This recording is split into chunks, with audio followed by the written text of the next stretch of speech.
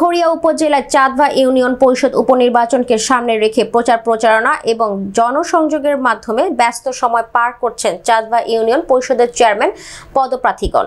তারা সকাল থেকে সন্ধ্যা পর্যন্ত জনগণের দাঁড়ে দাঁড়িয়ে গিয়ে ভোট প্রার্থনা সহ দিয়ে যাচ্ছেন নানান প্রতিশ্রুতি।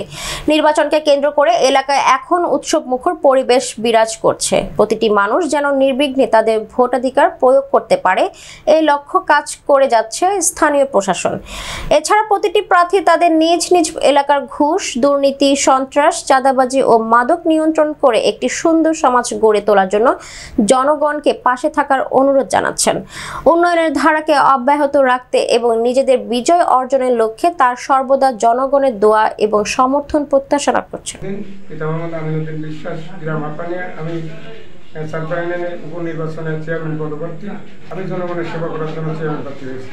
ইতিপূর্বে অনেক জনগণের সেবা করেছি। আমি করোনাতে বিভিন্ন ত্রাণ দিয়েছি।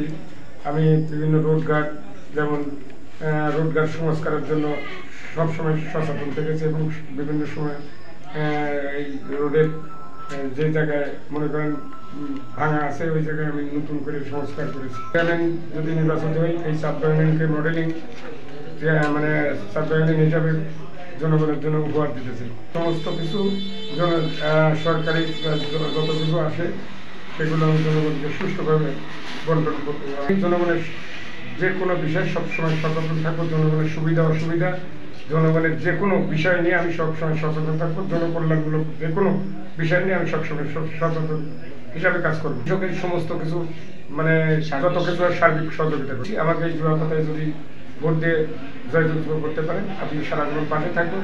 সব সর্বসময় আপনাদের মঙ্গল কামনা করবেন।